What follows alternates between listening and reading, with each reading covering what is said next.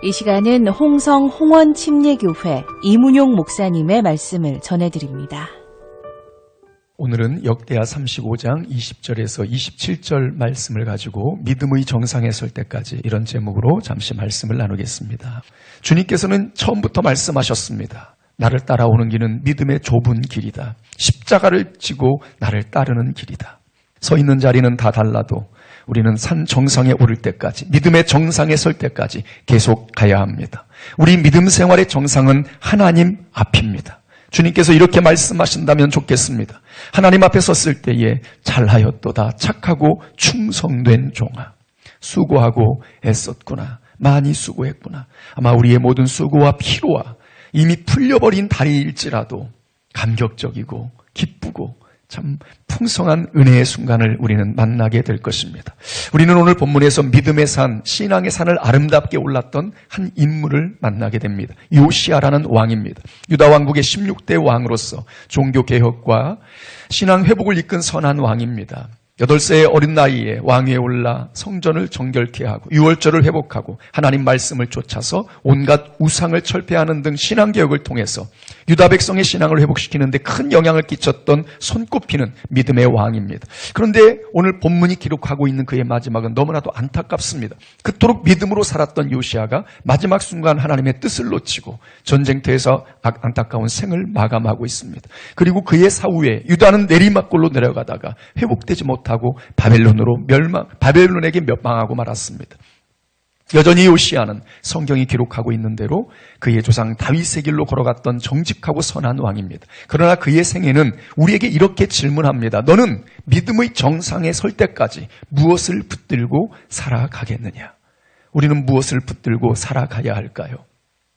오늘 본문에서 무엇을 붙들고 살아가야 하는지를 배울 수 있습니다. 이 모든 일을 마친 후에 이 모든 일은 신앙개혁입니다. 그렇게 신앙개혁을 하면서 정말 승승장구하던 요시아 앞에 애굽왕 느고가 쳐들어왔습니다. 요시아는 나가 방비합니다. 느고는 요시아에게 사신을 보내서 말합니다. 유다 왕이여, 오늘 그대를 치려는 것이 아니라 갈그미스를 치러 왔다. 이것은 하나님의 뜻이다. 그대는 하나님을 거스르지 말라. 그런데 요시아는 느고의 말을 듣지 않고 오히려 변장하고 느고와 싸우러 나갑니다.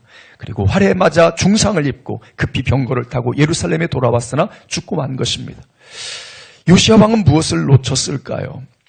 느고는 자신이 온 것이 하나님의 뜻이라고 그렇게 말합니다. 그런데 요시아는 느고의 그 말을 하나님의 뜻으로 받을 수가 없었습니다. 우리는 이렇게 생각해 봅니다. 상식적으로 느고보다는 요시아 왕이 아닙니까? 그러니 항상 요시아의 판단은 맞고 느고의 판단은 틀린 것입니까? 과연 그럴까요? 애굽왕 느고는 자신이 하는 말이 하나님의 명령이고 뜻이라고 말합니다. 참으로 고민되는 부분입니다. 그런데 역대하를 기록한 믿음의 사람도 이렇게 말합니다.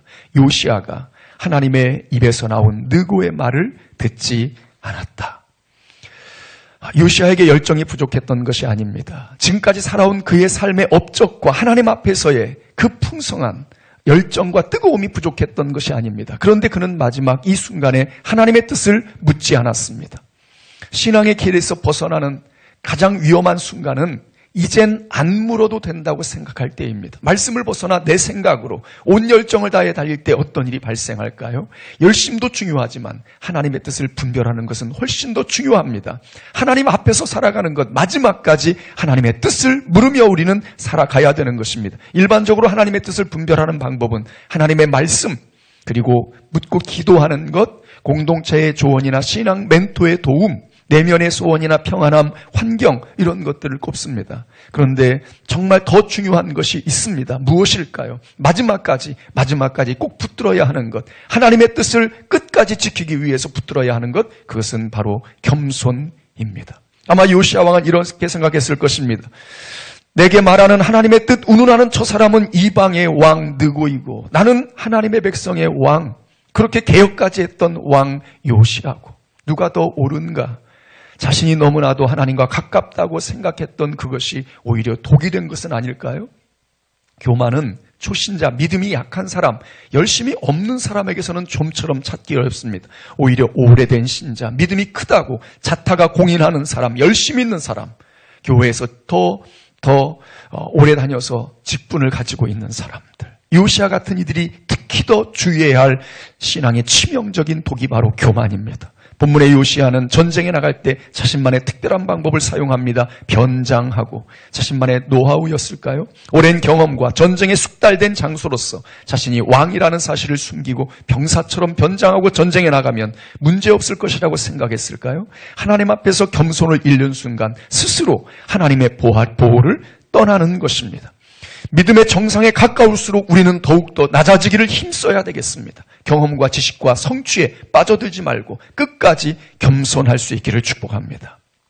그런데 우리가 겸손한 마음으로 하나님의 뜻을 끝까지 믿음의 정상에 이를 때까지 구해야 되는데, 그래야 승리할 수 있는데, 그런데 우리는 연약한 존재로서 넘어질 수도 있고 무너질 수도 있고 실패할 수도 있습니다. 우리가 요시야 왕을 쉽게 비난할 수 없는 이유는 우리에게도 동일한 약함이 있기 때문입니다. 그런데 혹여나 넘어지더라도 실패하더라도 결코 잊지 말아야 할 이 한 가지를 기억해야 합니다. 무엇일까요? 하나님을 향한 믿음의 방향, 믿음의 시선을 놓치지 말아야 합니다. 혹여나 넘어져도 여전히 하나님을 향한다면 하나님께서는 반드시 회복시켜 주시고 그의 믿음을 다시 세워 주실 것입니다. 넘어져 안타깝게 숨을 거둔 요시야인데, 그런데 하나님께서는 그의 믿음을 인정해 주십니다. 오늘 본문의 마지막 부분 24절에서 27절까지는 요시야의 죽음 이후의 모습에 대해서 조상들의 묘실에 장사되었다. 유다와 예루살렘 사람들이 요시야를 슬퍼했다. 예레미야가 그를 위해 애가를 지었다. 그를 위해 슬피 노래하는 사람들을 기록하고 있고, 모든 선한 일과 그의 처음부터 끝까지의 행적을 열왕기에 기록했다고 말씀합니다. 그렇습니다. 우리가 연약하여 실수하고 넘어지고 때로는 큰 상처가 났을지라도 하나님으로부터 버림받았다고 생각하지 마십시오. 하나님의 사랑과 은혜와 자비는 우리의 약함보다 넘어짐보다 실수보다 훨씬 더 크다는 사실을 기억해야 합니다. 하나님의 신실하심은 변함이 없습니다. 적어도 우리가 방향만 잃지 않는다면, 하나님을 향한 믿음을 끝까지 붙든다면, 우리의 시선을 고정한다면 우리는 반드시 하나님 앞에 서게 될 것입니다. 하나님 앞이 믿음의 정상입니다. 신실하신 하나님의 사랑과 은혜를 기억하면서 우리가 우리의 생의 마지막 순간 이렇게 고백할 수 있으면 좋겠습니다. 나는 선한 싸움을 싸우고 나의 달려갈 길을 마치고 믿음을 지켰으니. 우리에게는 마지막까지 믿음을 지키는 것이 믿음의 정상입니다. 그렇게 하나님을 섬기다가 수십 년 후에 정상에서 만나는 저와 청취자 여러분이 될 수 있기를 축복합니다.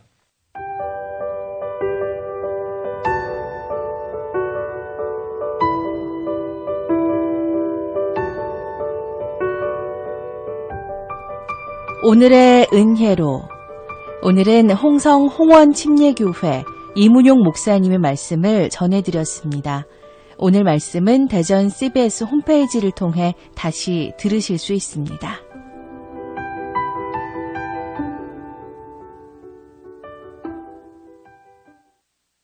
CBS. 요즘 우리는 참 빠른 시대에 살고 있습니다. 엘리베이터 문이 닫히기도 전에 버튼을 누르고 인터넷 속도가 조금만 느려도 금세 짜증을 내죠.